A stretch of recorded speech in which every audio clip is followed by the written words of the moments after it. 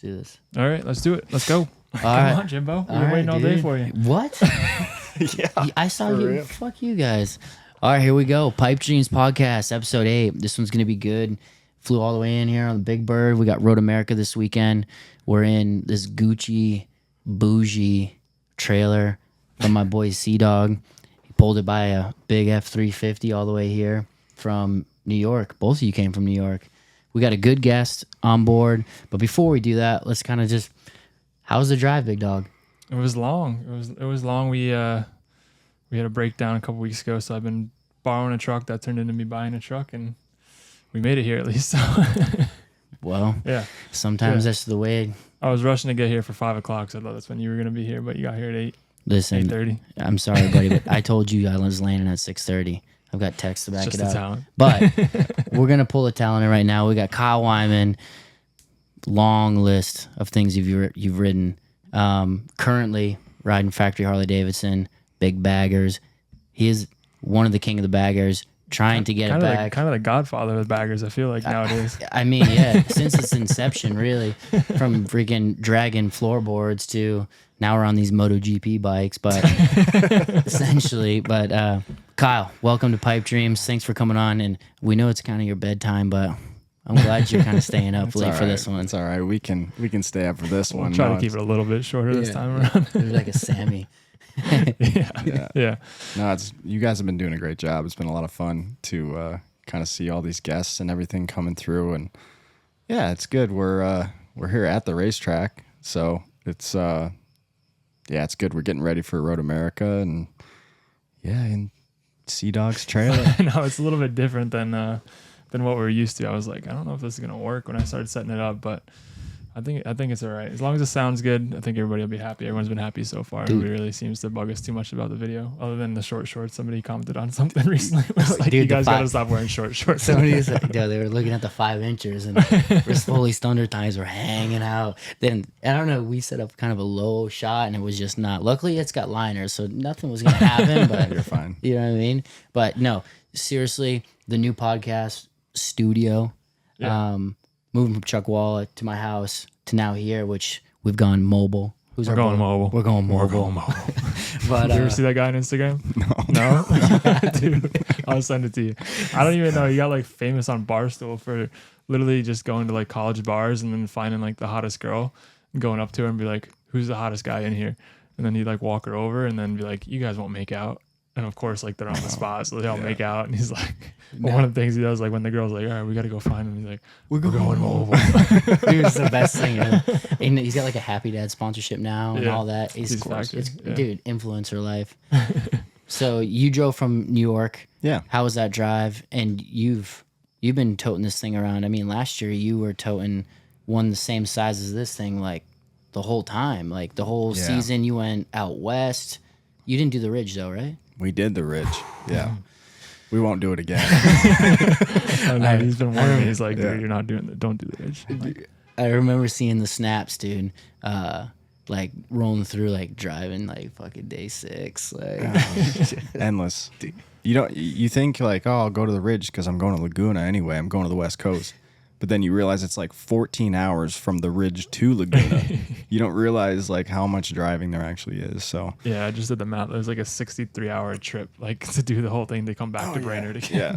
And you know something's breaking on the way or on the way Always. back. My luck, yeah. Always. Everything's breaking. Thing's gonna burn down. Yeah. Garage is gonna fall off the back or something. Yeah. Hopefully not, dude. Hopefully you don't take this I'm thing waiting out. for it, dude. Dude, stop. We got Freeman's bike back here on the tailgate. You got a brand new V4R, and I had it beneath this thing, and I'm just waiting to come back in here and just the whole thing just be collapsed on top of it. For sure, Freeman, but he wouldn't care. He'd be pumped. He wouldn't be care. He'd be like, it's all right, we're getting body work. What's we're going golfing tomorrow, but you're a big golfer. Let's talk a little bit about that. I saw you were golfing in New York with your brother recently. Yeah. How are the courses out in New York? I just saw like something from one of the PGA guys kind of complaining about the course. I don't know. I don't know if he was complaining. I mean, Oak Hill, yeah, it's a legendary course in Rochester. We got a lot of good golf around Rochester, actually. So I'm not getting on Oak Hill anytime soon unless I make some good connections. But we got some good golf, affordable good golf too. Like a lot of good places. And you're golfing quite a bit. I mean, I've been checking the GIN app all the time now. For people that don't know, what is it? I don't know. Yeah, explain the GIN Oh, app. it's your handicap index and Yeah, it's True like, handicap. yeah, I got No got faking. Gin Spoli over here now, getting all Like, dialed in. He's treating it like Strava, right? Oh yeah, no, it's more serious than Strava. Come on. Dude, it's so funny, dude. It's so funny. But you play quite a bit of golf. What got you into golf? Because I feel like it's like I've just done this with guns. Like you don't know people that play golf until you start playing golf, and then you're like, well, everyone plays golf. Well, it's kind of the same thing with guns. Like you don't know that like a ton of people own guns and they're like into guns, but it's kind of the same thing. And Yeah. do you know what I mean? So like, how long have you been playing golf? And How many guns do you I own? don't know, maybe like 5 years. Took it kind of serious like 4 years ago.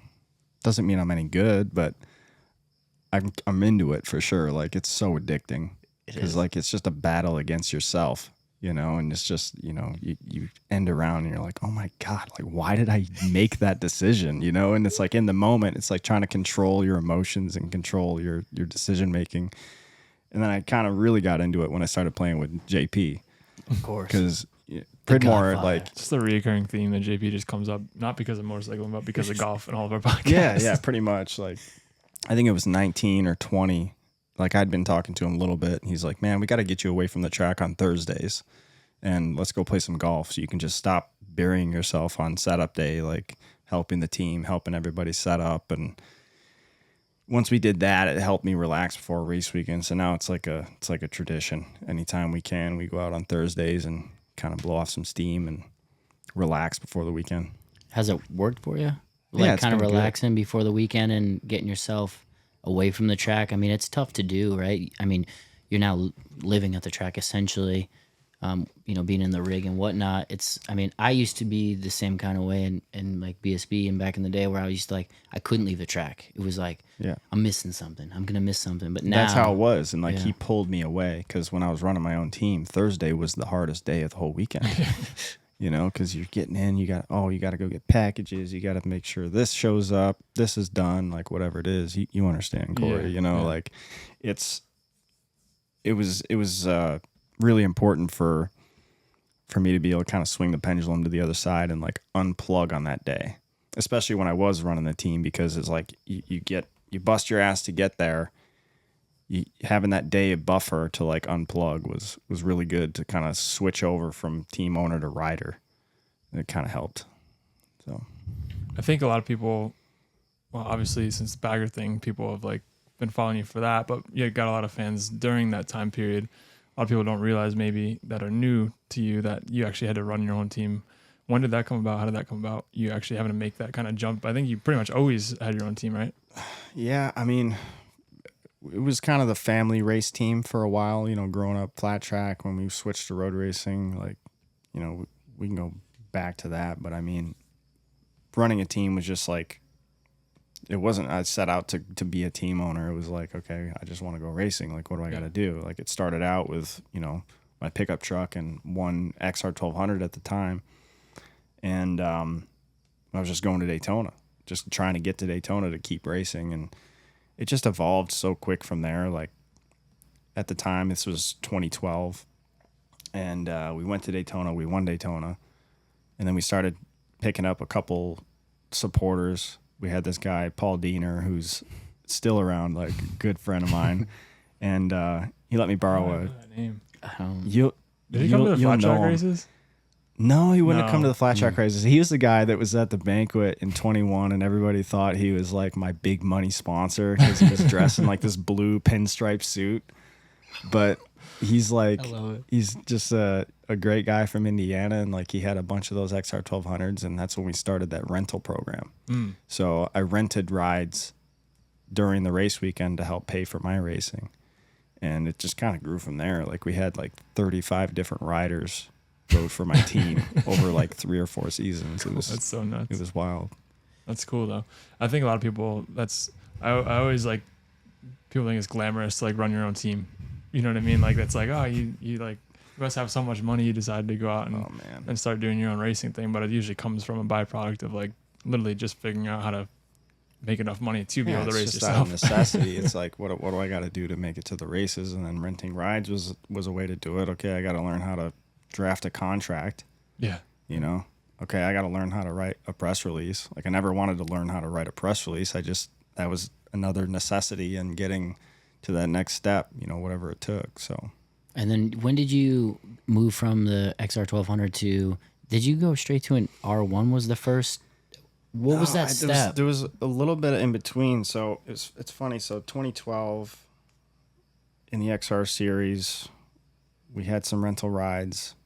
2013, because kind of take a step back. So like when I was racing with my family, I was doing Daytona Sportbike. I was like 20 years old. This is 2010. So I was doing Daytona Sportbike and I was doing really well. Like I had a few like top 6 finishes in Sportbike, and that's 2010. It was just like stacked. Oh, you yeah. know? Like we had some because good. we were in I was Super Sport. Yeah, Yep. we had some good results, and the XR stuff was really good for me. Like it gave me kind of a launching point, but I was so convinced that I needed to be on a 600 that 2013. I kind of abandoned the XR series, and I was like, I had this opportunity with Triumph. Triumph gave me a couple bikes through Jason DeSalvo, and I like built my own program like on my own there, and it was a complete fail. Like I got hurt, like I didn't have any money. I buried myself that year, and then it was kind of one of those situations where like I was really kind of in my mind, like everything was pulling me towards XR 1200s, and I was like, I was convinced of what I wanted, and it wasn't the right thing, and it took like kind of the universe to like beat me into the ground that year to like show me the way, you know. So then 2014, I went back to XR 1200s, started the rental program back up. It's kind of weird. Like even in 2013, I still had the rental program. It was like on the side. But I got back into Daytona Sportbike in 14, and I think maybe a top 6 again. Again, this was the last year of DMG, so I was doing XRs and Daytona Sportbike at the same time, and from there it just kind of turned into Moto America, you know. But it was good. We won a lot of races on the XRs. I never won a championship in the XR 1200s, but it was really that time where XRs carried me through to what was next, because without that series, I wouldn't be here for sure. I think a lot of people struggle that like just being in it is a win in itself. Like even though it might not be the prestige class the entire time, but I mean, I feel like the more we talk, we hear these stories of like all the, you know, the last it seems like we always hear, hey, I've had to stick it out in this, not where I want it to be, but it's kind of what forced me there. And then now I'm here. You know, it wasn't just the timing wasn't there or the support or whatever it was.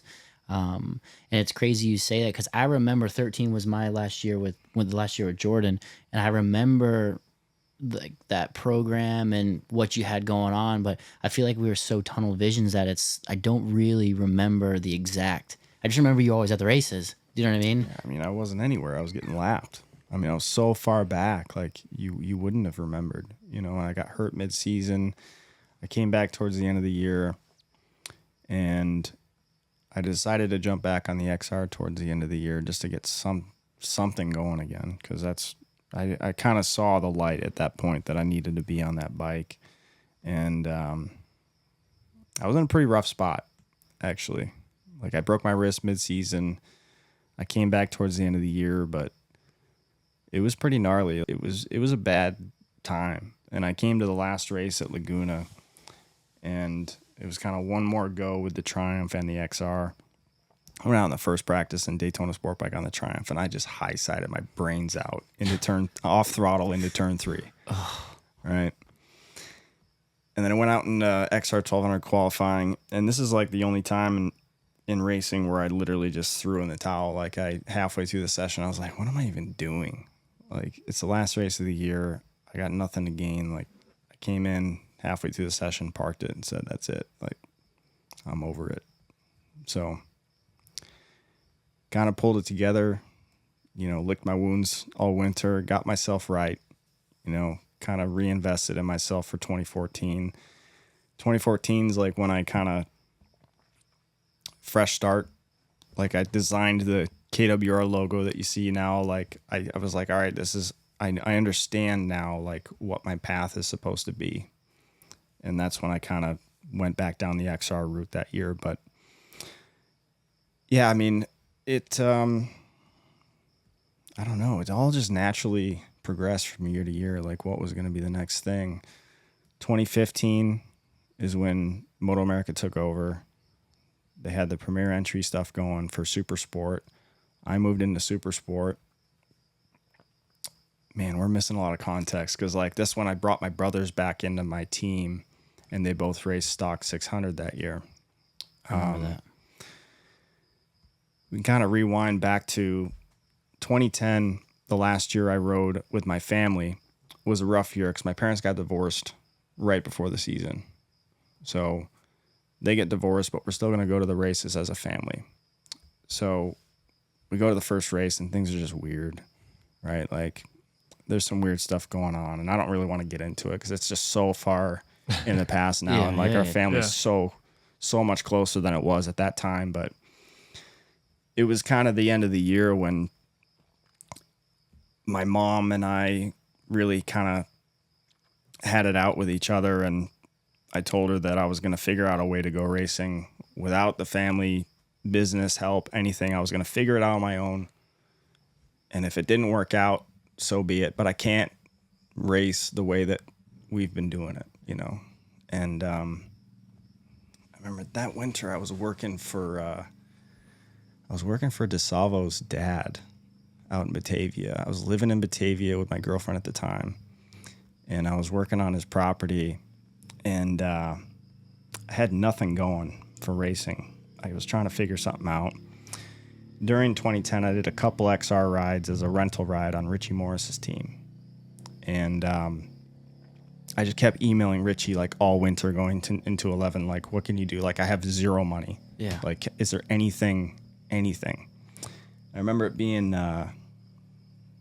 like mid-January of 2011 when it was looking pretty grim and the work was kind of finishing up at the property. And I put in a job application at Home Depot. Just play the music right now. Like at the same time, same day or week or in there, I sent one last email to Richie Morris saying, hey, like anything. And to his credit, he came back and said, you know what? I'll get you an XR 1200. You got to figure out a way to crew it. You got to put tires on. You got to pay for everything. You got to pay for crash damage, whatever it is. Like, but there's a bike and you can ride it. That's all I needed to hear, you know? So like just something, right? Me and my dad kind of started from there. Bobcat. Yeah. Bobcat, man. Best dad in the world. Best dad in the world. We were on our own, no money, and we got to Daytona and we won Daytona, and it just kind of went from there, you know. So that's kind of what started the whole thing. Yeah, it started the whole thing. Like I finished that year. I did a couple like fill-in rides in Daytona Sportbike. Didn't go that well. I was actually on Eddie Kraft's team, Witchcraft Racing. Dude, remember that? Wow. Remember that? Yeah. Back. Yeah, I got a couple top 10s at like Mid-Ohio and New Jersey. But, yeah, we're back to, because end of 11 is when Richie Morris's deal all went gone, right? Yeah. That whole Geico thing, the whole deal was gone. Pear shape. I was back to zero again. So the way that it all started in 2012, when I technically started my own effort, was, this is a good story, actually. So when I was at Daytona in 2011 for that first round with him, we had this issue with all the engines in his bikes. So the teammates were Chris Fillmore and Mike Corbino. Oh, remember Man, that? Corbino was the best, right? Legend. Man, miss that guy. But we were at Rossmeyer's in Daytona, and we had these motors with bag cranks. So like at the time, Richie had a good relationship with Harley. And Harley flew these XR 1200 engines on the corporate jet to Daytona. It was like the day before the race. But like while this is going on for a full day, I went around to all the vendors at Rossmeyer's, and I was just talking to every single vendor about sponsorship. And I got one lead, and it was Kuryakin. Kuryakin, they were at the time, just like a Harley accessory company. They were giving me $5,000 to run a Kuryakin helmet for the year. Like that's how I got through Daytona and stuff. At the end of 11, when I had to start over from scratch, Kuryakin had an XR1200 in their plant that they were developing parts for that they were done with. So that's how I got a bike to go start my team. Wow. And Did you not work for them at a couple rounds? During the 2011 season, I was working for them under the at their vendor tent. I remember. I was installing parts at the bike rallies. Just grinding. And I was making $120 a day. It was 15-hour days. Right? And just I did Sturgis. It was 17 days in a row that year. It was crazy. But I built a decent enough relationship with them that they gave me that bike to start 2012. And I remember I went to, they're in Somerset, Wisconsin, which is just outside Minneapolis. They said, you got to come get it. So I drove there in January and I didn't have any money for hotels. So I was sleeping in my truck. It was 3 degrees out, starting my truck every hour to turn the heat on and go back to sleep. That was the start of all of it. So we got that bike back. Me and my dad built it in his garage, and we won Daytona again. That's Daytona's always had a really special place in my heart because of that, and other reasons. But yeah, we're kind of jumping around, but we can go back to 2015, right? So now those 4 years, I had that all those lessons learned, got things going. Moto America takes over. We get my brothers and my family back together as a team. For a lot of those XR years, it was me and my dad on my team versus Travis and my mom. It was so toxic. It was terrible. I feel like I don't want to say I remember that, but I feel like you could see it. You know what I mean? It was weird, man. It sucked. Yeah. I mean, Cody was kind of in the middle a little bit, right? He was there in and out, But I was sponsored by a different Harley Davidson dealership. That's insane. For people that don't know, my family has a Harley dealership. So I was sponsored by Spike's Harley Davidson and then Travis on the Harv's Harley Davidson. And it was just head to head. I mean, for people that don't know, that your family has been racing since you could walk as a family, racing flat track. Yeah. I mean, I grew up with you racing dirt track, and it was a community in itself there. So that torn apart, racing against each other, at some levels, just got to be, weird. It was emotionally draining, for a long time. But I kind of made the step toward getting us all back together in 2015, fresh start. It didn't work out really as I'd hoped, on the business side. I was subject to a lot of costs that I didn't expect to be, and I ended up end of the year pretty buried. But towards the end of 15, Super Sport was not going well. I think I was only 7th, 6th, every weekend. I met a guy in 2013 named Mark Laniak, who you know. Yep. He owns a print company in Rochester, New York called Excelsis Solutions. And Aussie Dave had this 2015 R1 that just came out, right, brand new, and he had it for sale or whatever. And I just snapped a picture of it to Mark, and I was like, "This is cool." He's like, "Yeah, that's cool. I'll buy it for you." I'm like, "Well, what am I gonna do with an R1? I'm racing Super Sport this year." He's like, I don't know what drove him to do that, but he's been such a big supporter of mine for 10 years now. But he said, "Buy that R1, do something with it. Get ready to race Super Stock 1000 or something." So towards the end of the year, I was over Super Sport. I decided to shit can the Super Sport program for the last race at New Jersey and run Super Stock 1000. Never ridden a big bike before. We go out on Jersey, and first race I put on the podium. It's okay, you're pumped. I'm a big bike rider. It's this is sweet. I finished second to Gagne. I think Taylor Knapp was on the podium, but like it was like, okay, this is an omen. This is the way I need to go. I'm going to be on a big bike in 2016. So at that point, there was only Premier Entry in Superbike and Supersport. What is, for people that don't Yeah, know, so what is Premier Premier Entry is like, you pay an entry fee for the year, but you get guaranteed money no matter where you finish. You get guaranteed. At the time, it was like $4,000 a weekend. So it's like, okay, well, I'm going to enter Superbike, even if this is a super stock bike. Just for people, you forfeit any prize money you could make. Right. Yeah. Okay. But you know what you have to work with, Yeah. So like I did Superbike in 2016 with a super stock bike, and I would get beat by it because it was combined then. Super stock and Superbike ran together. Like I'd get beat by a lot of the super stock guys. And then like slowly I started adding little bits like, okay, Superbike wheels are cheaper than stock ones. Okay, we'll put Superbike wheels on it. Like, and just kind of went from there, through Superbike. And I think towards the end of the year at Jersey again, I qualified 4th overall. And that was like the best result. I think I maybe finished 6th or whatever, but I didn't get a top 5 in Superbike yet. But in 2017 is when things really started to turn around, and really kind of I changed my mentality going into that season. I actually read a book called Relentless by Tim Grover, who was Michael Jordan's trainer through all his career.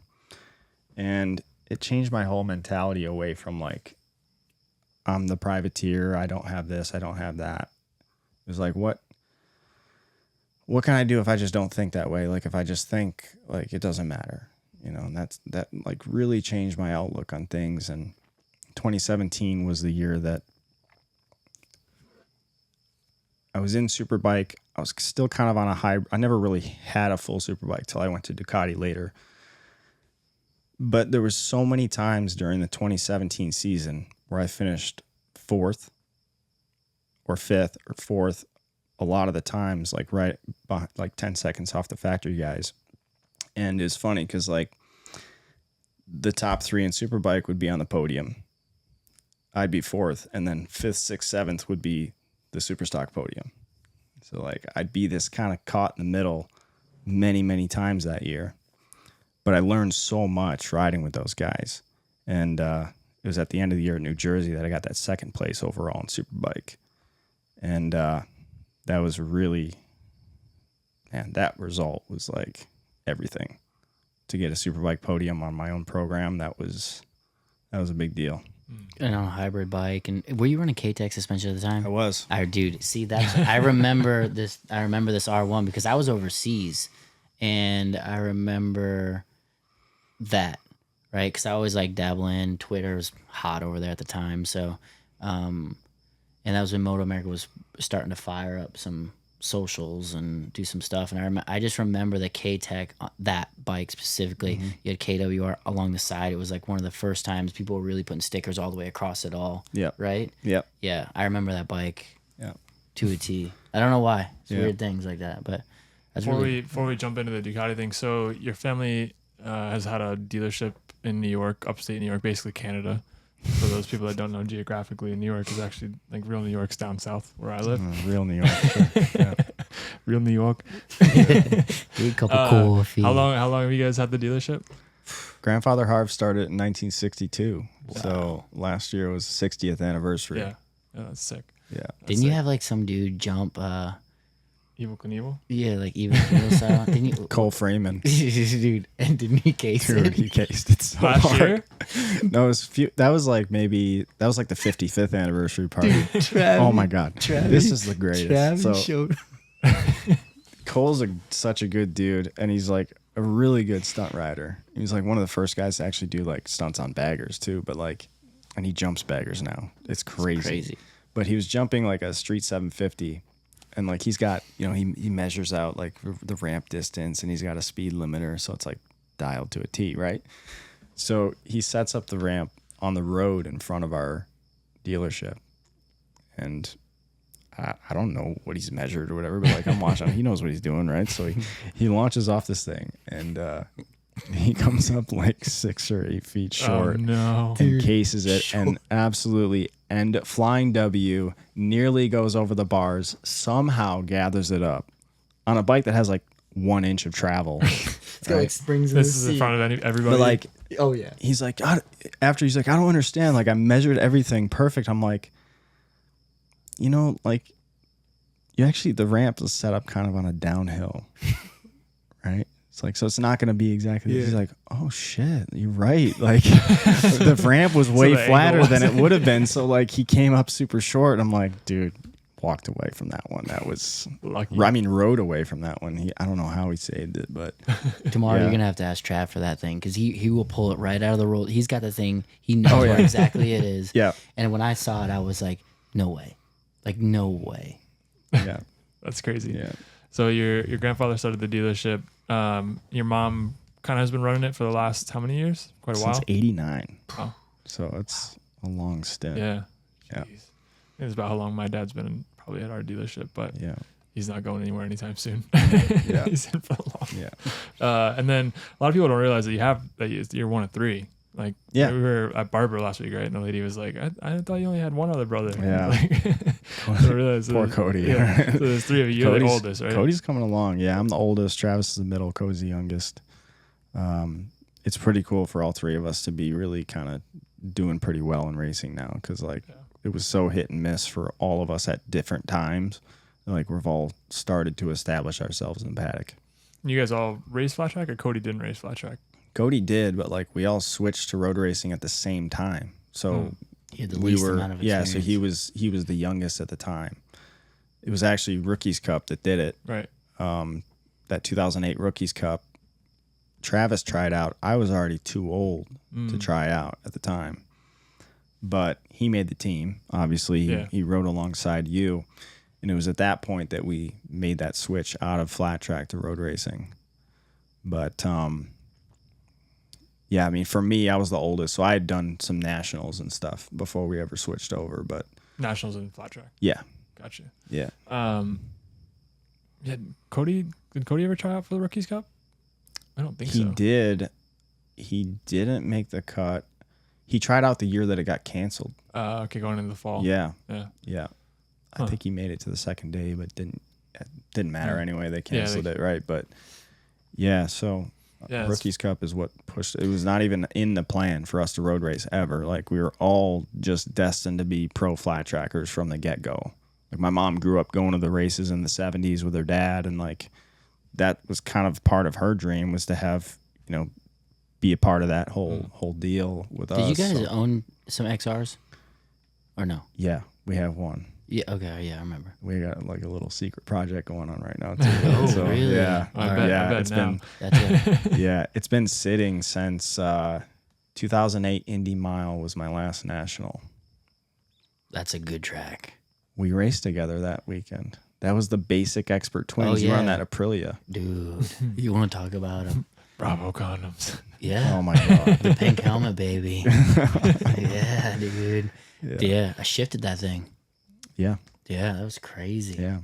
Wow. And did you ever There's- race two-stroke? You didn't do USG3. No, then you my went right first into, road race bike was a GSXR 600. Okay. So I never. Yeah. What I do you? was like, you made the switch at the same time. Yeah, but I went some weird hybrid, like Supermoto 450 at Beaver Run and Yeah. SV 650 class. Yeah. Like that was like the weird thing that we did, and then I was behind you, on the 600, but I got an M4 bike. I had one, and then I got an M4 bike, and it was like, whoa, like this is a real bike. But question for you on who do you think, like having 3 brothers racing? We talked with Sam about this, but do you think them being the middle, the oldest, like who benefits in that whole scenario, right? Because Cody obviously lost out on experience in dirt track, but gains all the tribe and tribulations that you've had to go through. Whereas like Chavi sits in the middle and kind of reaps the rewards because he's the closest to you, you know, with maybe bikes and whatnot. But I like to ask that question because it's like, it's tough because racing costs some money. Yeah, it's kind of the way I feel about it is that we were almost all on our own little path, you know. kind of separate in a way. Really, when we were younger, we're riding in the backyard and stuff, and you guys, like, your house is at the dealership, right? yeah, it's right behind the dealership. So we had some property, had cool. a TT track built. We've always been out there.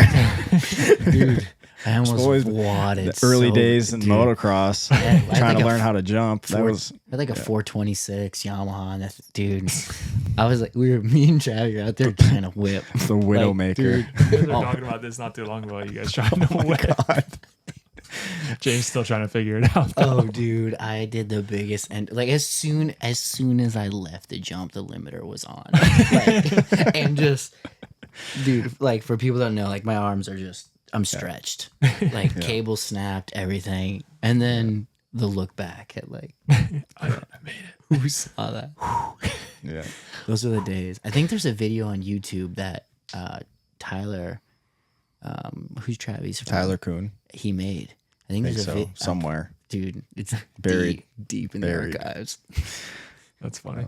So with your parents were both, did your dad work at the dealership? Like, how was that growing up? That was he worked there, and we were all, we just lived at the delership. I mean, it was literally, I'm like, school bus picked me up and dropped me off at the dealership because it was in front of the house. It's like this little compound over there. I mean, that's all I've known. Growing up in the '90s at a Harley dealership, and the '90s were crazy for Harley. So like it's cool that I got to see that, and obviously it's really cool now. Yeah. But did you work in the dealership as well, like as a kid? little bit, yeah, like coming up through, 15, 16, 17 years old, I was working in there, and really just dabbling in it, here and there. And as of late, I've been working in it a little bit. I've moved back to New York. I lived in Tucson for 6 years, but I moved back to New York, so I've been helping out at the shop a little bit. My mom's wanting to get the hell out of there after 34 years, so like it's kind of, but she understands we're all on our own path at the moment too, so it's kind of a tough one. But that's been the foundation of everything. When I know you don't want to dive back into too much with your parents' divorce, but what was that like when that actually kind of was going on? How did you end up taking the path you kind of went, and your brothers went the opposite way, obviously, or Travis at least? Like, what kind of led to you just deciding you wanted to be on your own? I was just older. I was 20. Travis was 18. Cody was 16. Cody was still in high school. Like Travis was just barely out of high school. So, I mean, or he was going to graduate that year. So, yeah, I don't know. I just... they're a bit more tied to home kind of thing. More tied to home. And I don't know. I was honestly like the whole situation, like I shouldn't say like I owe it something, but like it made the fire burn the way it burned to get me to where I am, I just was. I think it forces you to grow up. Like my parents were never together, so like I can't imagine like having like a family like that and then it's splitting up, how much more difficult that is. But like, for me, like racing was like my dad's thing, and then my mom's side was like a whole different life. But like I can't imagine having to deal with that at the racetrack on top of just racing. Yeah. Having to make that decision. But it forces you to grow up, I think, right? Like that whole year of 2010, even though I was racing out of my mom's rig, like I had friends in the paddock, and I would keep my gear like in somebody's semi, and I'd get dressed in there, and then I'd just go over to a hot pit and get on the bike. It was pretty wild at the time. But yeah, I don't know. I saw something on the internet recently. It's like just the right amount of trauma will drive you to like crazy heights. Too much will drive you into the ground, But like I don't know. That was kind of the spark that got me pissed off, I guess, that I needed to figure this out. Like I love my mom. Today's her birthday, and is it? Wow. Yeah, today's her birthday. But I mean, nothing against her at the time, but like she's like, when I told her I'm gonna go race on my own, I'm gonna figure it out, or I'm never gonna race again, she said, "Yeah, good luck. Like you'll never figure it out." But like, so hey, I love her, right? Hey. Like, but at the time, that was my like vendetta. Yeah. I'm gonna figure this out. But yeah, it's kind of wild how Was there kind of a period there where there was like you and Travis weren't speaking either, or not Oh close? yeah, for sure. Really? Like there was probably a couple of years where I barely spoke to my mom, and just as a result, not really with Travis, and our relationship suffered for it for sure. You know, obviously it's a lot better these days. That's great these days. Our whole family, you know, all that stuff's in the past. But yeah, that's kind of the driving force. Yeah. So this whole like Harley thing, factory, obviously you and Travis brothers on like a factory team. How like that all kind of coming together? Your families kind of, they're not back together, but they're back together like in terms of like actually communicating and being It's a Cinderella amicable. freaking story. It's like dude. how good does that feel? Like It feels amazing, you know, for, you know, when Harley wanted to add a second rider in the middle of that 21 season, and they were looking at some people, and I told them Travis can do it, you know, and I think it was really surprising for Travis, for me to like push for him to be my teammate at the time, because we've just been on our own paths and not really as close as we were when we were younger. But in kind of the same way, like 2015, I wanted to bring everybody back together. Like this was an opportunity to bring us back together, and it really has, you know, like we're closer than we've ever been. Yeah. So yeah, I think it's crazy, like just the irony of the fact that you guys have like a Harley dealership that was like where it all started together, and then Harley brought you guys all kind of back together. It's like a circle, man. It's like that. It's full circle. Yeah. It's crazy. Like, I mean, that story you could never, like, it's something you would make up, right? You would. That's like a scripted story. You would never, like, in racing, like for people. I mean, if they listen to this, everyone's probably racing. But if you don't, like, that stuff just never happens. Yeah. Like the Lowe's brothers going their paths, like that stuff doesn't happen. You know what I mean? Like the Breyer Bronson getting on the same team, both getting on the podium, 1-2. Like that stuff just doesn't really happen in our sport. Like usually one brother gets it and the other one kind of flounders and whatnot. And so it's really cool. And I mean, Harley, that documentary, for people that don't know, last year's documentary, they put it on YouTube, was so cool. And for what your mom and family did on keeping like probably the most like crazy history of your guys growing up. I don't know how you say that. Like the way she captured everything. Documented is the right word. And that they really were like, it was crazy. Like they were able to portray that, and they did such a good job. Like, again, you just don't usually get that. Like I cried like a baby when they debuted that. We invited the whole team and their families into the Juneau headquarters, and they roll the film, and the first clip of the film is a video from 1998 of me getting ready to go out for my first race, and I'm trying to get my bike off the stand, and Travis helps me get the bike off the stand. That being shown in that building was like overwhelming for me. That became like Harley Davidson history, because it's just our history, you know, like that it became that meaningful for them to start the film that way. It was pretty overwhelming. It's pretty amazing. It's like just such a big company to be able to be for you guys. I can imagine it's pretty amazing. And then just having the dealership part of that, like, you know, to have a brand that acknowledges you guys' history. Yeah. Not only in racing, but obviously at the dealership too is super cool. It's super cool. What about like you obviously being teammates with Travis now? You get to see riding. I was his teammate last year as well. So like I kind of got to see, we shared data obviously a lot and stuff like that. What, obviously as people, you're quite a bit different, I think, but what about as riders? Like, what do you think the biggest difference is between you and Travis? He definitely looks for different things from the bike, from a feedback standpoint.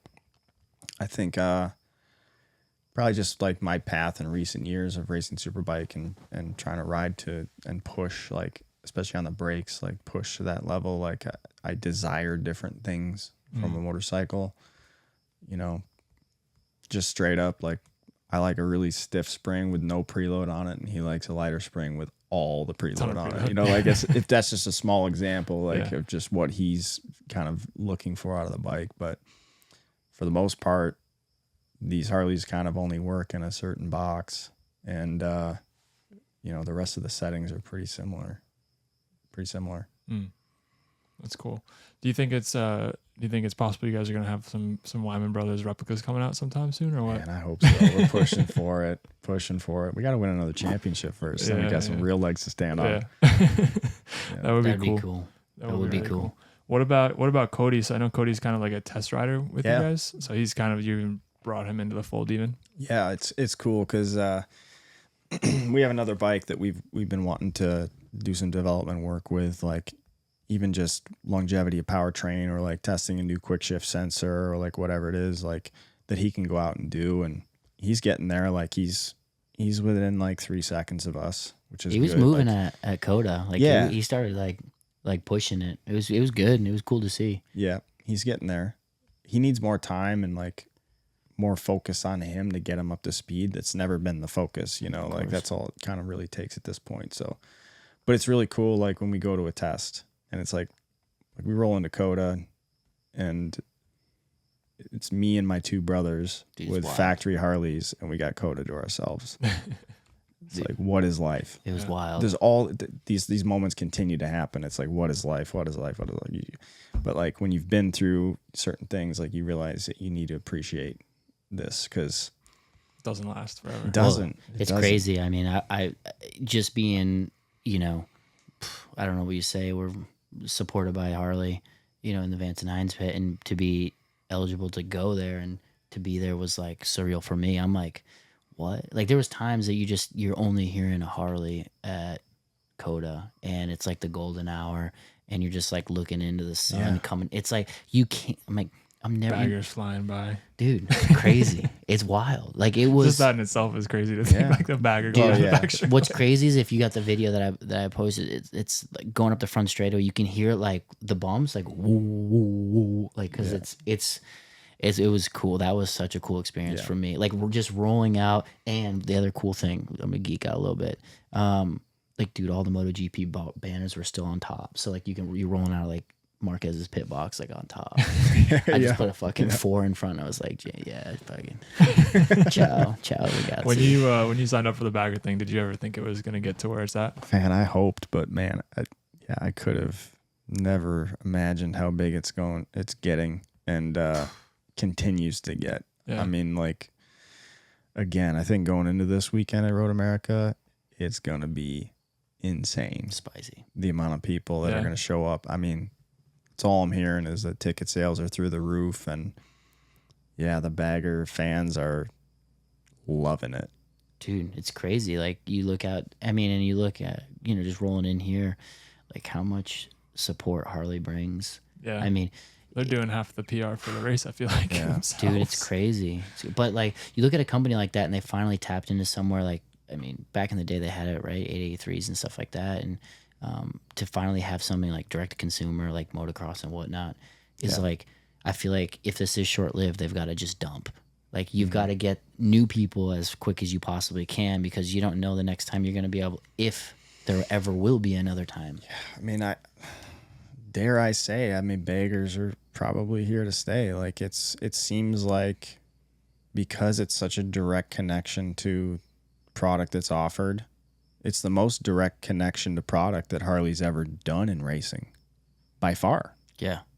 You know, so like I'm at the powertrain factory today doing a tour, and then we signed some posters for the employees, and like we're walking through there and we're like talking to some of the employees and the designers and stuff in the engine factory, and they're like, yeah, this is like changing our mentality on certain things because the feedback you get from racing, you can't get anywhere else. It's the fastest way to develop product. And now you're not just developing a prototype XR750 engine or a prototype drag racing engine. Really, for the first time since probably the 40s or something, right? Like Harley's racing what they sell. And it's being recognized as a very valuable tool to develop product. I think that's the biggest impact that Baggers has in the industry is what it's doing to product development within the company. What do you probably top secret, probably can't tell us anything that's coming out soon, but has there been like a direct link, like something that you guys have come up with that is being implemented or has yeah Road glides are coming with quick shifters. There are, yeah, and yeah, like I say, Well, I mean, they just came out with the new. What is it? 130. What is that? 130. 135. I mean, didn't they say that was come from like development through racing and whatnot? Yeah. I mean, they launched it Yeah, at a racetrack. It's been in development, but then the learnings they found, being forced to find more horsepower, whether it's in the way that the air enters the heads or the head designs that they've developed for racing. Yeah. And to make them Copy last. paste, like Bro. Bring it into you can make easier power now because they've really done the heavy lifting for the racetrack. And yeah, it's certainly being recognized in engineering at Harley that racing is the way forward. And I don't want to just flip the switch here, but I mean, Indian being a part of this is huge. Yes. Like, I mean, we can talk Harley all day, but You gotta have a villain. Yeah. Or a hero, whatever you want to call it, but Yeah. it doesn't work with the other. And to see them take their effort, and they've came to play a little bit too. We thought the Indian was as fast as we ever seen it, and this year they just, literally go as fast.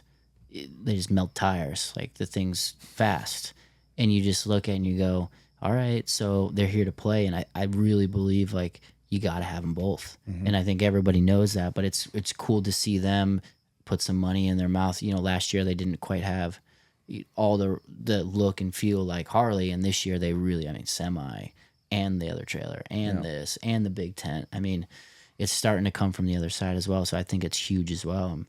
I just don't want to forget that you got to have both sides to the token. It's their core product. It's Harley's core product. And yeah, that's why I don't really see this. Like, I don't know. History. I don't know where this goes.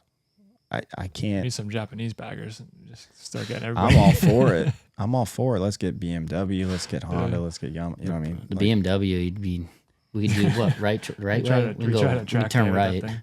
Yeah. Oh, The case is yeah, dragging on the ground. where the crank spins. Yeah. It just goes. Yeah. Oh man. Now, so we kind of skipped back a little bit history wise, but going back to kind of 15, 16, then you kind of throughout your career, you've always made decisions, I think a little bit from my perspective, at least on not only what you could do well on, but marketability wise, what's going to make the most sense. Right. So that kind of, how did that lead to the Ducati year that you I'm ready did? for this. Yeah. I've been waiting. Yeah. This is juicy. So did the Yamaha stuff 16, 17, had a lot of success in 17. 18 was kind of a dud. Really, that's kind of a theme too, but like 17, when I got that podium at New Jersey, 5 days later on Friday at Barber, I lost my brakes going into turn 1 in Superbike qualifying or practice and broke my back and had this like immediate setback after the best result of my career, and kind of reinvested in that program. But it just took me some time on that, like that was a big one for me. And I think to this point, it's still because at the time I was wearing another suit that has has GPS in it. The Dainese has a GPS in their airbag. And it's the biggest, fastest impact they've seen. So it was 104 miles per hour that my body was moving at the time I hit the air fence. Wow. And jeez, I was. yeah, without air fence, I'm not here talking about it, right? So Yeah. owe those guys a lot for sure. But that kind of led into like a really slow year in 2018. And by the end of that, I was definitely wanting to do something a little bit different. I wanted to go to Kawasaki at that time. And I had a deal going with Chuck Graves into December and January to run Kawasaki Superbikes and into 2019. And it all fell apart mid-January. And like suddenly, like it was a go, right? We were going to ship bikes and everything. Fell apart. And during that winter, I'd still been kind of poking around looking at that new V4R that came out, right? And I was just kind of like, man, what if? That'd be kind of cool. That'd be cool. And there was a dealership in Tucson where I was living called On Any Moto. And when that Kawasaki deal fell apart, I had contact with them. And I was trying to find out the feasibility of getting 2 V4Rs to the States in time they were supposed to show up like April 1st. And the first race was like April 5th or something, right? Like it was going to be impossible. I was talking to Chuck Axel and Wayne Rainey. Wayne knew the CEO of Ducati North America, Jason Chinnick, and kind of vouched for me in the fact that like if we could get some bikes here, that I'd find a way to get them on the grid and we bring Ducati back to Superbike racing in North America. And I really had no idea what I was getting into. Like I called your Uncle Richie, like I think in January, and asked him like what he thinks, because you guys did a lot with the Ducati program and also at being a Ducati dealer. He literally was like, don't do it. He's like, don't. Dude. You have no idea how much it costs. Like, yeah, I do not advise that you go down that route. So anyway, I had a feeling, right? I had this kind of gut feeling that I needed to do this. And so we got North America to figure out a way to get Italy to pull 2 bikes away from some European, I think they were supposed to go to the Netherlands or something. But they switched them, brought them to North America. I got the first 2 production V4Rs ever to hit the ground in North America. And they showed up on March 1st. 1 month before. Yeah, 1 month before. This is so crazy how this all worked out. Like I had some deals going, like some money coming. I was just going to figure out, even if I just had to put bodywork on this thing and run it, like I was going to do it, because like I just had this feeling that like if I could engage the Ducati fans and like have something different, that it would turn into something.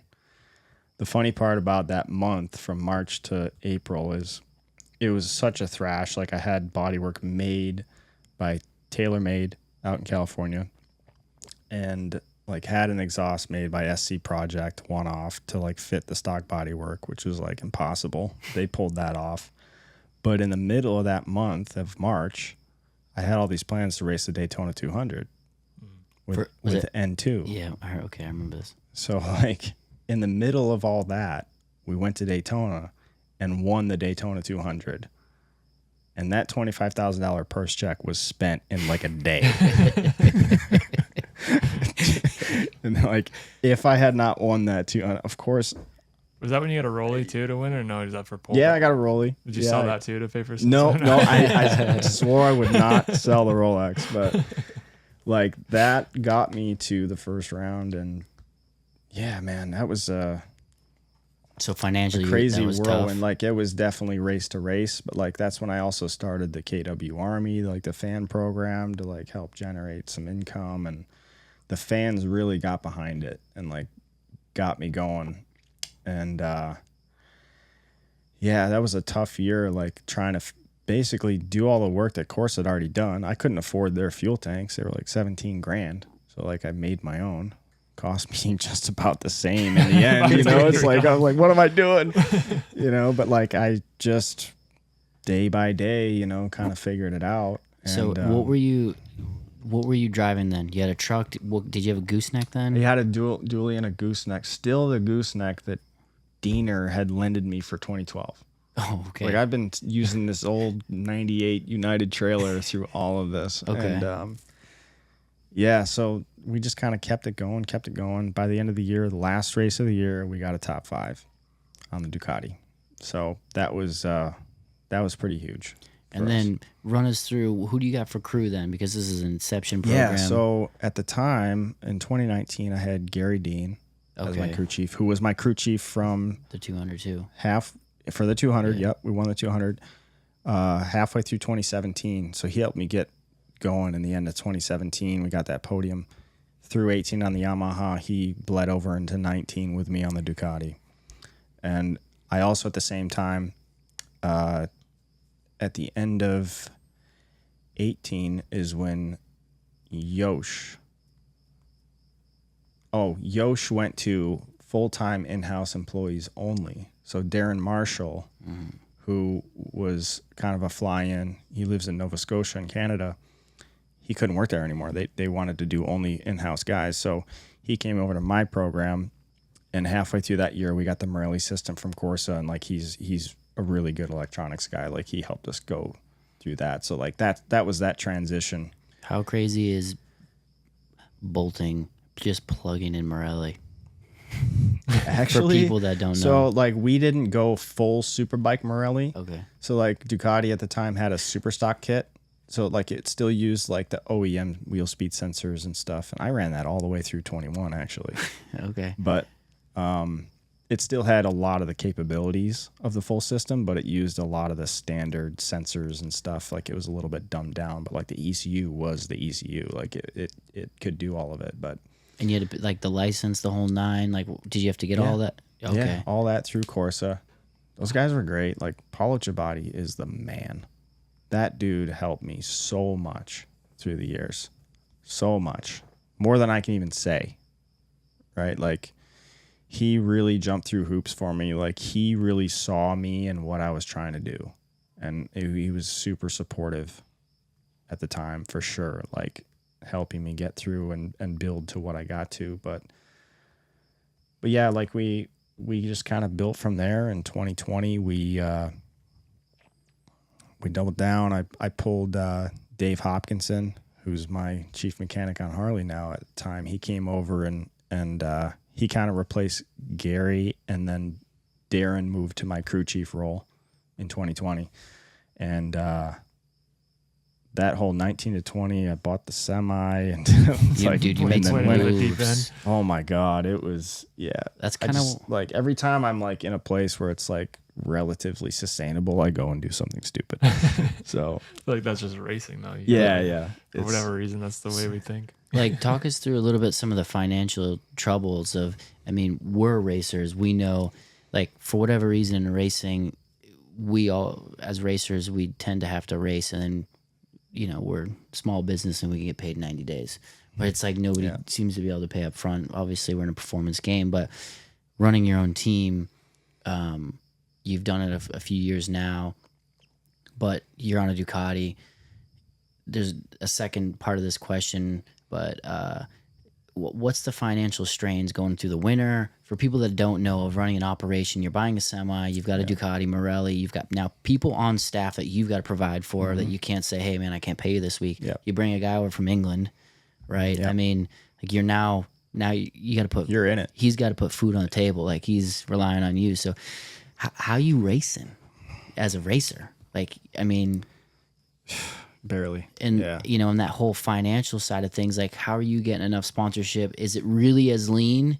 I mean, Instagram tells a different story, right? So, well, no, like, you always have to portray that because you want to attract sponsors. So you'd never want to, you know, say, poor me, I don't have this, I don't have that. And like that kind of goes back to the mentality shift of like 2016 to 2017. Yeah. It's like, dude, nobody cares. Nobody cares if you're saying, oh, I don't have this. I don't. Literally, you just look weaker. Yep. Like you got to look like you have it together, even when you don't. And 2020 was the hardest year financially because COVID came. All the sponsors were really wary about putting their money into stuff that we didn't even know if we were going to go racing. A couple stories from that year. I had to take out an SBA loan and an EIDL loan for a COVID loan. Yeah. Not a forgivable loan. I'm still paying that bitch down, actually. But I took a $50,000 SBA loan out to make it to start the year. Oh, shit. Yeah. And they almost got me on that one. We got that double podium here at Road America. And that was cool. It was like first Ducati podium in American Superbike since Pegram 09 or something. Yeah. So that was really cool. But that year was really tough getting to the end.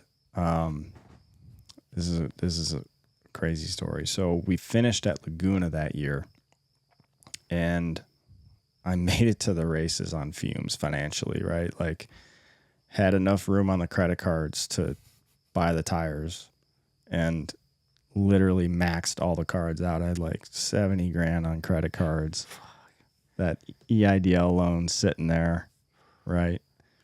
And we finished the race weekend. I got to get the truck home. I got like $200 in the business checking account.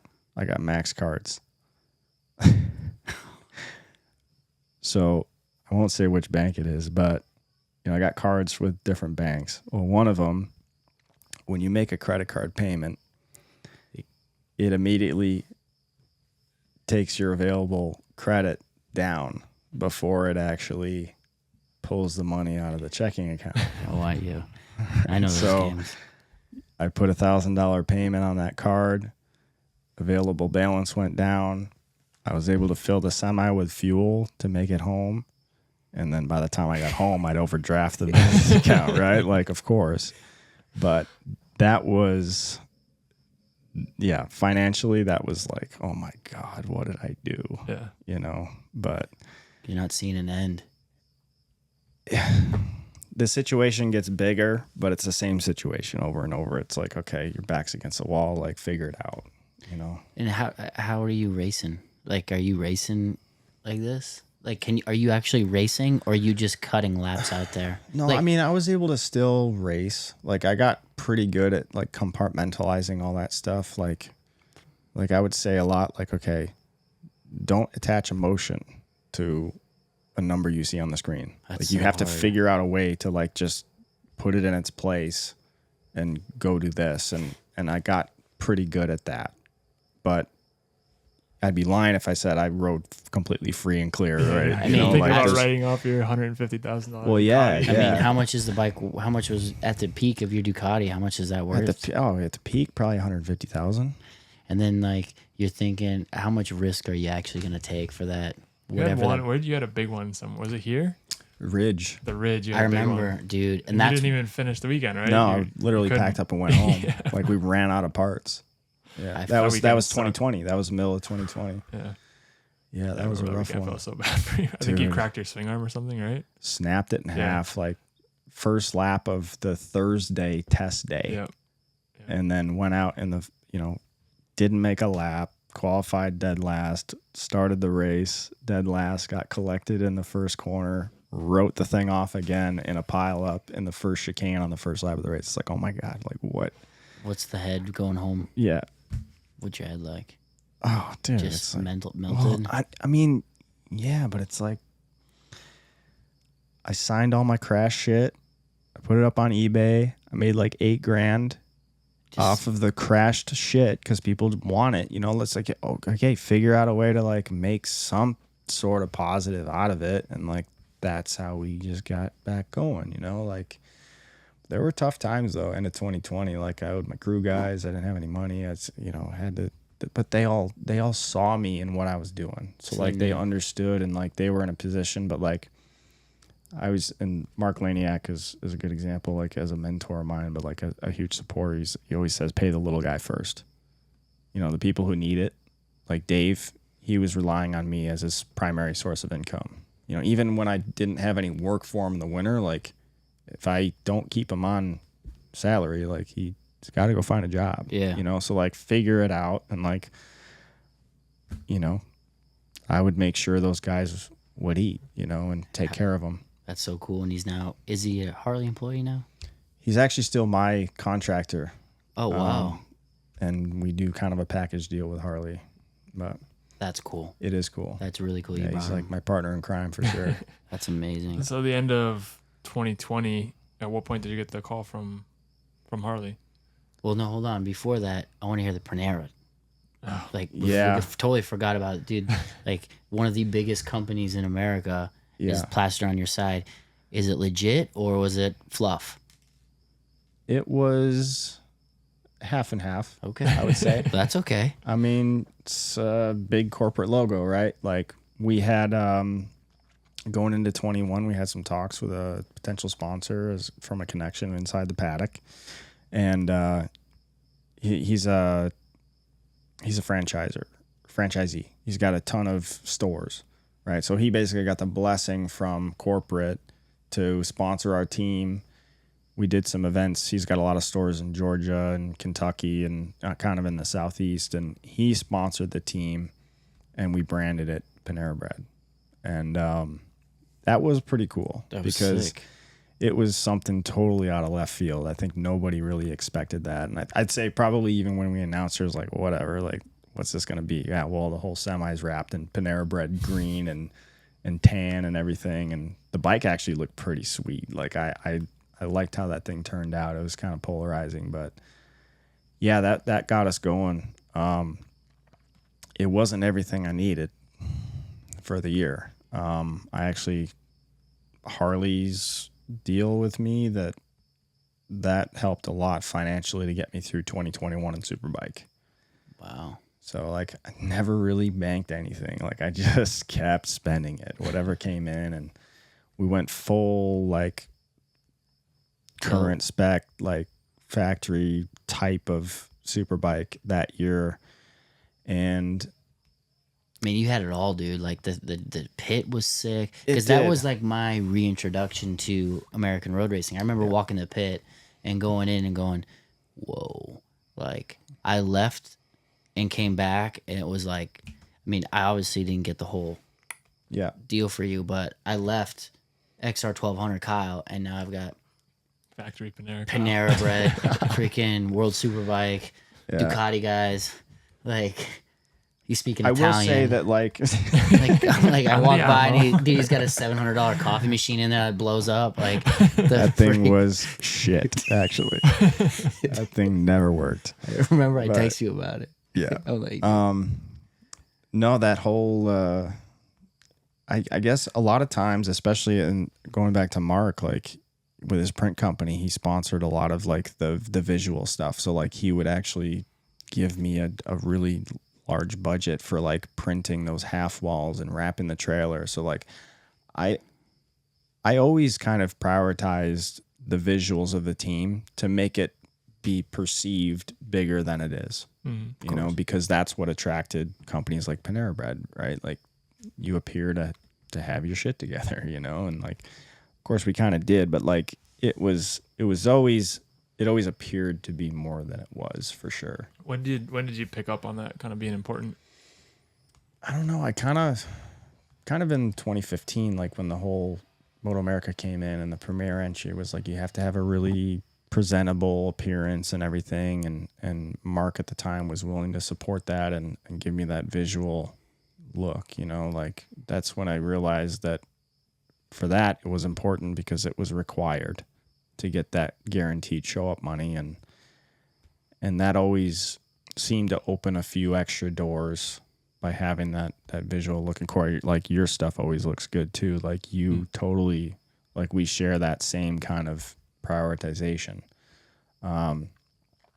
It's funny, like I remember it was probably something on social media at some point, but like people were talking about, you know, the Superbike privateers and why I mean, he's not a privateer. He's got a semi, he's got all this. I'm like, man, just because I privateered harder than you doesn't mean I'm not a privateer. Like, man, this just grew to what it was, you know, but it got me to where I am.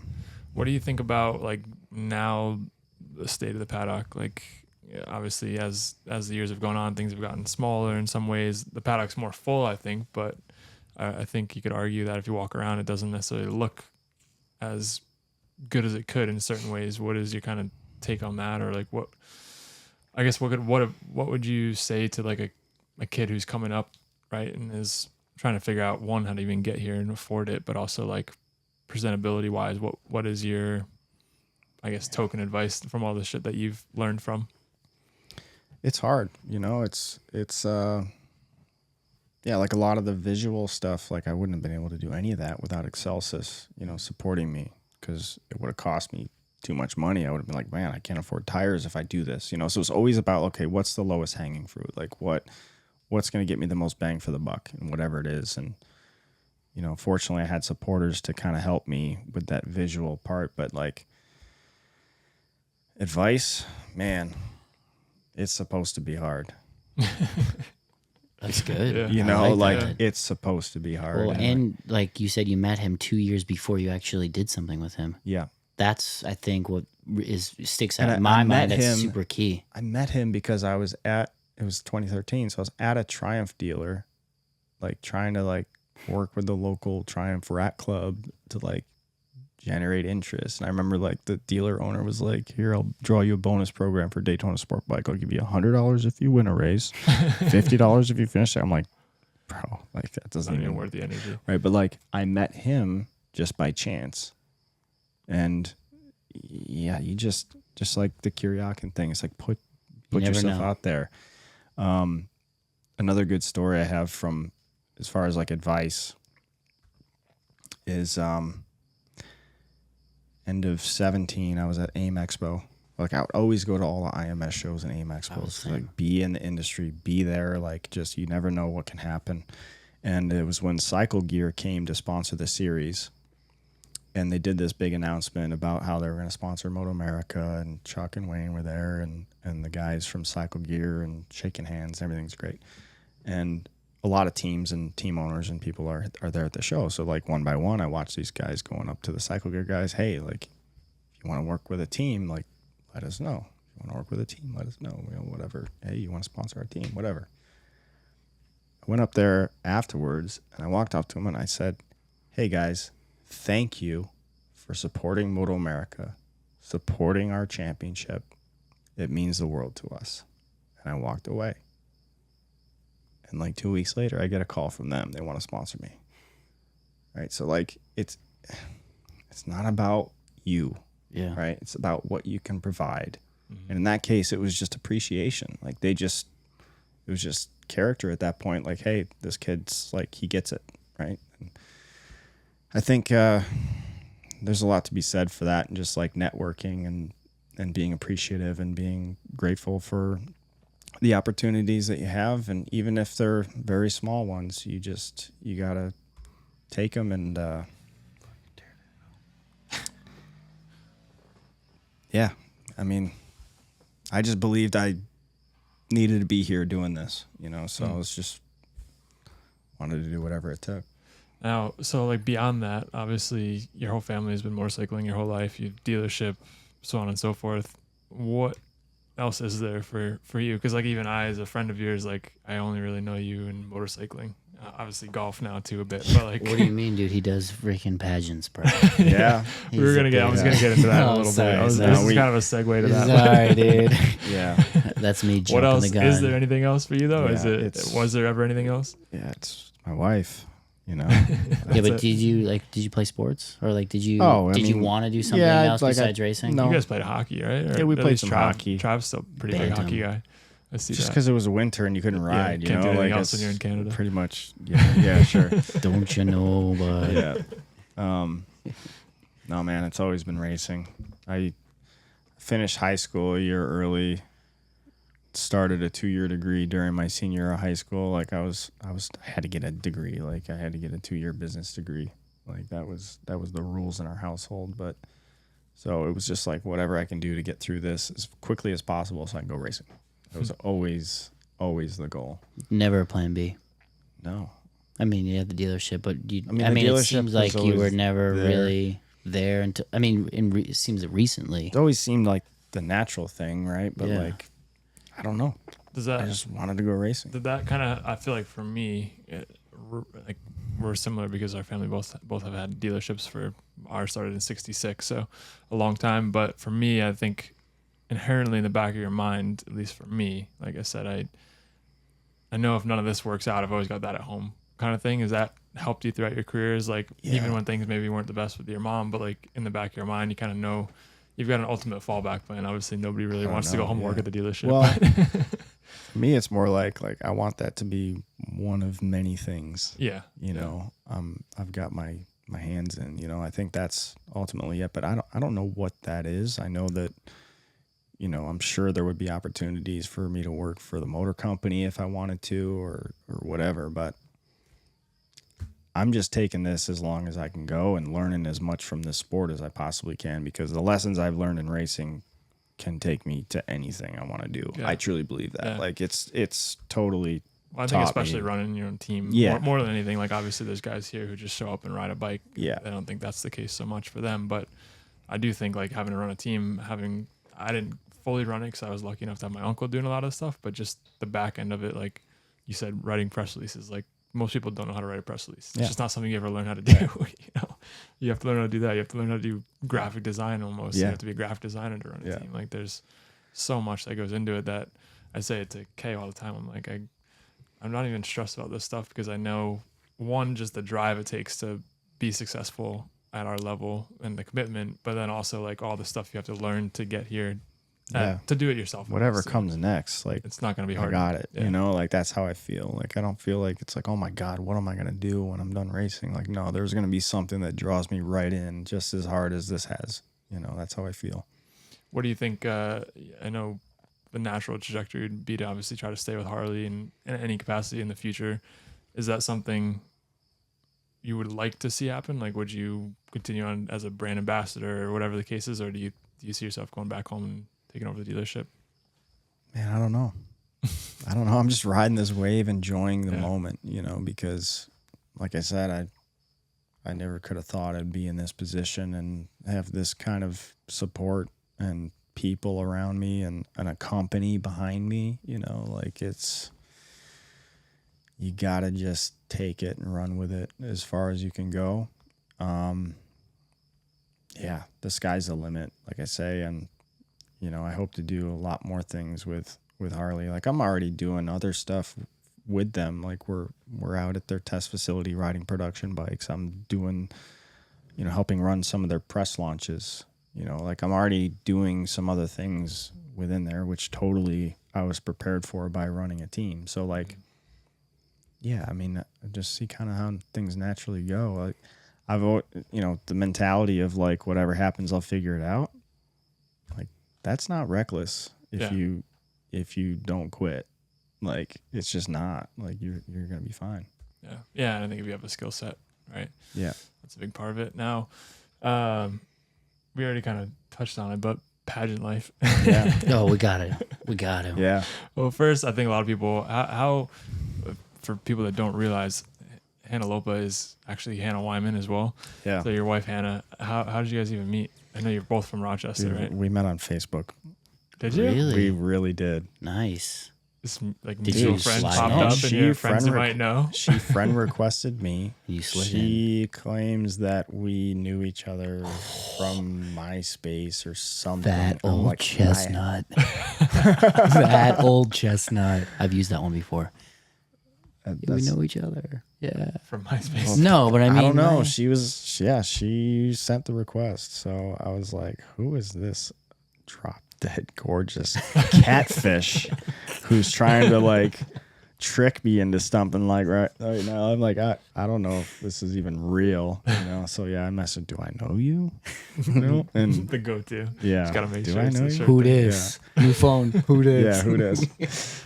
No, but yeah, I don't know. And funny enough, so like the whole like 2013 to 2014 transition where I really like reinvested in myself was also, I mean, I met Hannah in spring of 14. Like it was the right time for everything. So we're talking. Funny enough, it's like April. Well, yeah, it's April 8th. Like we call it our anniversary because that was our first date. But that was the day I got a call from Dave McGrath at the time from AMA Pro Racing saying I got disqualified from Daytona after 3 weeks of deliberation after the fact, an hour before I was supposed to meet this girl for the first time. So I meet her at this place called Simply Crepes, French place in Rochester, and I'd set the date up on a Monday, and this was a Wednesday. Okay. You probably know where I'm going with this, but okay, we'll meet at 2:00 on Wednesday. Well, I don't follow up like we have a date, right? So I sit there lonely, getting stood up on my first date. Knowing Hannah, this totally makes sense. Right? Too. She's like, well, you never said anything since we set it up. Like, you know, Yeah. and so she, she totally stands me up. I'm in the restaurant alone. It's totally cliche. But she works at the salon around the corner. So, again, never met her in person. You drove there? I drove there. So, yeah, I was like, screw it. I'm doing this. So I go. You drove to the salon? Oh, Yeah, so I go Did she tell you she worked there, or you just found it on her Facebook? No, she told me she worked there. No, I knew she worked there. But no, I went, this is super cheesy, but I went to the grocery store, Wegmans, best grocery store in the world, grabbed a flour. nice. I drove across the street to the salon, and I parked the car, and I started walking towards the salon, and she's working the front counter. I don't know what she does at the salon at the time. She's working the front counter. We lock eyes through the window, and I'm like, oh boy, here we go. And yeah, I walk in. I said, hey, what the hell happened? And she's like, oh, I didn't know, like, you never followed up or whatever. And I was like, all right, cool. Like, let's try again on Friday. So we set up that date on Friday, and as they say, the rest is history, right? But So when the first time you met her in person was at the salon? yeah. I was hoping it was at Wyman's. No, right. Wyman's love story. we have a cool thing. So like I have that receipt from the flour I bought at Wegmans. It was like $2. It's the only thing I bought, and I saved it. I gave it to her like a few years later. No Wow. way. Yeah, it's pretty I feel cool. like that's such a Kyle Wyman thing. It To save is. your receipts. Yeah, right. Probably write this off. yeah. I wonder if I can write this off. No. Put it in the bid. Whatever it takes. Whatever it takes. Yeah. I love it. That's And so funny. She was a pageant girl, right? She was kind Yeah. of into all that stuff. Pageant girl, never seen a motorcycle race in her life. And this is a common misconception too, because people think that naturally they think we met here at the races, because of what she does in the paddock. But yeah, introduced her to racing completely. Her first race she went to was Mid-Ohio 2014.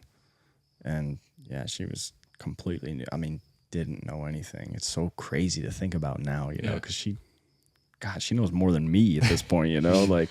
I get all the gossip from her through Oh yeah, Ken, she so. knows everyone and everything that's going on. But yeah, so she started kind of hanging around the races a little bit, and then a lot of times she was working at home, and I'd be racing, and I'd be gone, and it was like a strain. And eventually, she's like, "All right, I gotta be at the races." So she went to the races with me, and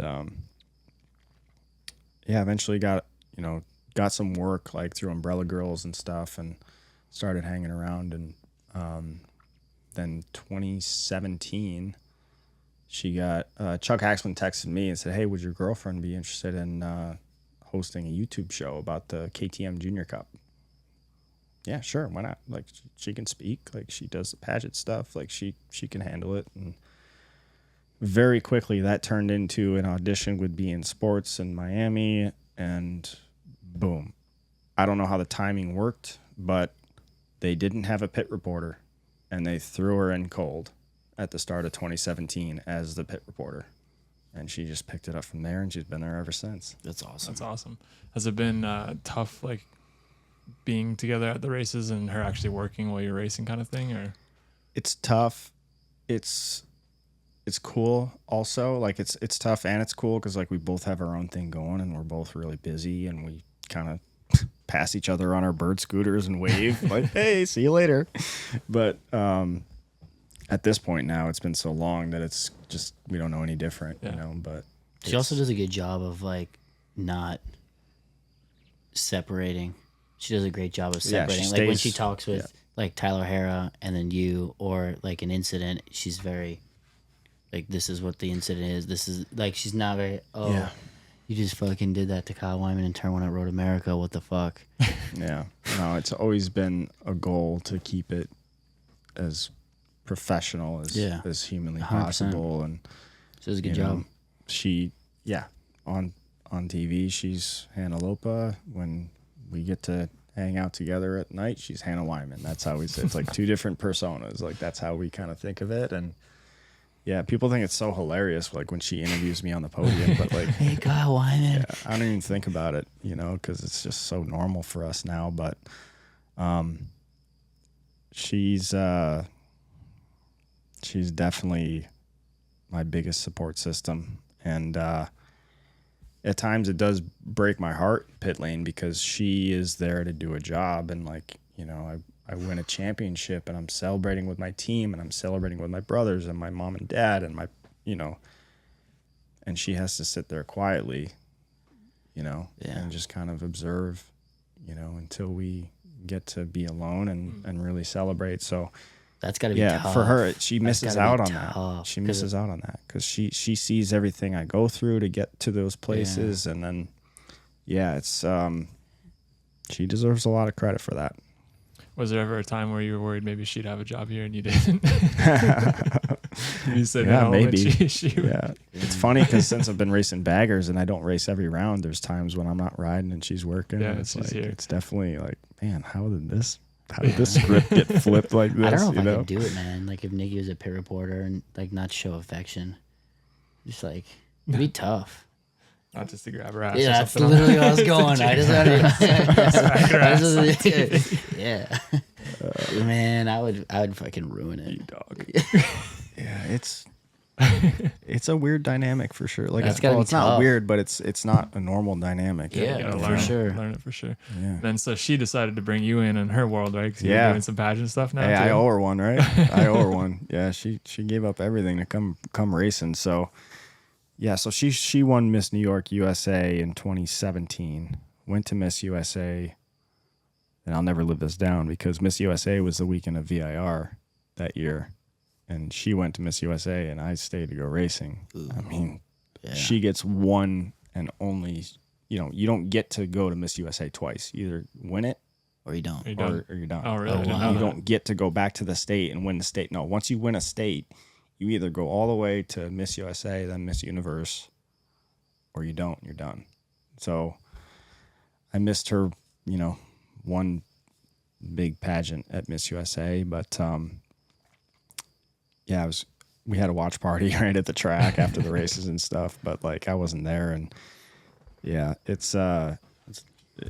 so since then she started hosting a couple pageants. So the organization that owns Miss New York also owns Miss Maryland. So she started hosting New York, and then they had a male co-host who was awful, and they were like, we need to find another male. Like they did the two female hosts at one point. They wanted the male female dynamic. So she was like, what about Kyle? I'm like, shit, I'll give it a try. You know, like it's we're under pressure. Oh, dude, the first one, man, it was worse than my first Superbike race. Dude. It was like, it's like a Super Bowl on steroids, huh? Yeah, it was kind of crazy, but I'm definitely getting the hang of it now. I think I've done 4 now. That's so funny. That's Maryland crazy. 3 times and New York once, and we got New York coming up in August at Purchase College, right around the corner from you. Yeah. So we're going. We got front row seats. Yeah. I had to really learn how to like turn up like the presenter voice, you know, because it's like you can't just talk the way we're talking or how you talk in an interview, or even like the way I coach at the school or stuff. Like no, you have to. And now, you know, like you have to. You got to really sell that. it. Yeah, you know? I like that. Sounds good in the microphone. I know. So I've kind of found my voice, but it's she almost kind of did the whole thing like that. Next thing you know, Kyle's gonna be like commentating the Harley commercials on TV. Voiceover guy from Spokane, Washington. No, it's pretty cool. Like it's a lot of fun actually. Like a cool group of people that run that whole. It's a different world, you know. But I have a lot of respect for it. That's cool. You said teaching, which was something I forgot about, but I wanted to touch on. So you're still working with the Champ School doing stuff? Yeah, about 10 years. I'm missing more than I'd like. I'd like to go to more, but we got a really good group of core guys, and Cody has really stepped it up in that regard. He's a senior instructor now with the school. He's leading schools. He's killing it. So that's awesome. Yeah, he's only like 3 years in. He's really ate it up and understood it and taken it. I mean, he's riding really well too. Like he just they didn't quite win. They had a red flag late, but he was racing the endurance on an R1 this past weekend. I mean, him and Hayes as teammates, and Cody out-qualified him. put the thing on pole. Like, he went quicker than Josh. Like, he's riding really, really well now. Big. So, like, yeah, Cody's got to find that next opportunity. He's getting a little impatient, wanting to jump on whatever's in front of him, but like, can't do that. The right thing will come up for him and he'll have a good shot. That's really cool. How big has being a part of the school stuff been for your racing career? Because I know for me, I think James as well, like just the connections you make through that stuff is pretty huge, right? Yes. I've met a lot of people that helped me, sponsored me, just wanted to see me succeed through that, so that was huge. And funny enough, even Harley, I met my crew chief, Bjorn Christensen, at a champ school because Harley has sent their engineering core to our school since it was Freddy's, since like the mid 2000s. So I've been working with the Harley Davidson vehicle dynamics group for years and years. So like when they needed to find a rider for this crazy bagger thing they were going to try to do, like I was one of their picks because they knew me and they knew how I worked and stuff. So like the school's been huge from that. I mean, arguably the difference for the Harley opportunity, I could say the same for myself. I mean, I would never have had any like that opportunity with Jordan or National Guard or any of that, or be your teammates with you. I mean, that all came from the school, really. Yeah, I think it helps you communicate too, right? Like with people, you just kind of speak a little bit better. I mean, I didn't really turn it up until I really understood how to ride. Like, I was riding on pure natural dirt track talent, and until I really understood how to ride and why, I took it to the next level. I was a 7 days play super sport guy, and then out of nowhere, I do one off season championship, and just like, I mean, you don't just do that without having some sort of training, and you got to understand what you're doing. 100%. And there's a few ways to skin a cat, so yeah, I think it's cool. Few ways to skin a cat. Yeah. Right? How many people skin cats? I want to skin the one that got into my toy hauler and pissed all over the insulation a couple weeks ago and makes the thing smell like. Oh, man. That's a whole other story. Yeah. Toy hauler life. Yeah. Toy hauler life. All right. Well, we're an hour and 40 in. I think it's I think you got to ask the question this time around. All right, we need something good. You've listened to our pods, so you know this is coming. You know this, and I hope you're prepared for it because somebody, Steve-O, texted me. He goes, you guys need to get some good, and I don't want to influence you at all, but we need some real deal Holyfield. We were talking about it on the way here. We were like, I wonder what Kyle's going to come up with. Maybe something from Wegmans or like... It's going to be like I know what's a coming. tuna salad or something. All right. Tim Hortons. Hit me. Oh, Timmy. Oh. All right. You're on death row. Why is he on death row? Why are you on death row? Didn't pay my debts. Still paying off the SBA loan. Biden's coming after you. Oh, shit. All right. We don't want to. Anyways, all right. You're in death row for whatever. For debts. What's your death row meal? Give it to us. The full deal. Okay. Full day. Well, bone and ribeye. From where? Wegmans. No. Really? Dude, and I cooked one last night. You're cooking yourself? Probably cooking it myself because I got it figured out. Pan-seared. Butter. Rosemary, thyme, butter, garlic. Just perfect medium to medium rare right in there. You have a temperature? No, I don't have a temperature. Oh. I do it by feel. Wow. Gordon Ramsay style. Just the old fingertip. Yeah. Poke. Yeah. Basted, right? All proper. You let it rest? Definitely. Let it rest. Not too long. What are you drinking? Probably a glass of Pinot Noir. Really? Red wine. Do you have a brand? Not really. Okay. Actually, that Avicii out in Sonoma. It's pretty good. Straight mashed potatoes, skin on. Getting detailed here. Probably it's gotta be a balanced meal, right? So probably some like roasted Brussels sprouts or something. Yeah, Actually, Brussels sprouts. the Brussels sprouts Hannah makes with bacon and balsamic. Yep. And what do you finish it off with? Dessert? Oh, yeah. Okay. Some like chocolate brownie, hot, right, with the ice cream, Yeah. right, melting on it. But I'm lactose intolerant, so they'd have to kill me within minutes, or Just I'm death done. by Well, laugh. didn't you used to have a pill you used to take and you used to sort you? Yeah, but it's not enough. No. Not for that amount of ice cream I'm eating. I'm going hard. I love it. Love it. Yeah. I love it. So lactate on the side. Yep. Little lactate. Dude, that's a solid one. That's gotta be That our was best. Whipped cream. That was Whipped thoughtful. cream. Yeah, you're Yeah. going in. You're dying. All in. You're dead. Yeah. You gotta die. So happy. bone-in ribeye, mashed potatoes, skin on. You're cooking it yourself from Wegmans. Yep. Pinot Noir, Avicii, brownie, fudge, and ice cream. That's Alright. it. That's gotta be a That's big it. one. That was pretty detailed. Yeah, I That don't think was anyone's great. had that much thought. Yeah, but he's listened to a few of these. So I'm glad you're ready I was because ready. like somebody I can't yeah. Or was it Joe? There's just like a burger. Yeah, but just Sam Lowe's, Ruth Chris. And I'm not Yeah, calling him that out. was rude. I'm like, but such somebody a- texted me and was like, dude, Ruth Ruth Chris. Chris is- And I was like, I know. I thought we'd like, dude, what are we going to do? It's his death row. That's what he wants. You know what I mean? Gotta give him what he wants. You got to give him what he wants, dude. Cool. Well, we appreciate you coming on. We're in the hot box back here in the Yeah, garage. Just toasty. warm, still the Sweating. toasty. Toasty. You're sweating. I got pissed so bad. Hopefully the cameras have been running the entire We time. haven't checked out them. Worst find case out. scenario, this will be a find out. streamed one. But we appreciate it, and Yeah. hopefully this weekend treats you well. We're pumped to. Yeah. Well, you guys got to race each other, which is. Yeah. I'll be on the sidelines I watching. know. Dude. Yeah. Yeah. Team Harley, let's go. Let's go.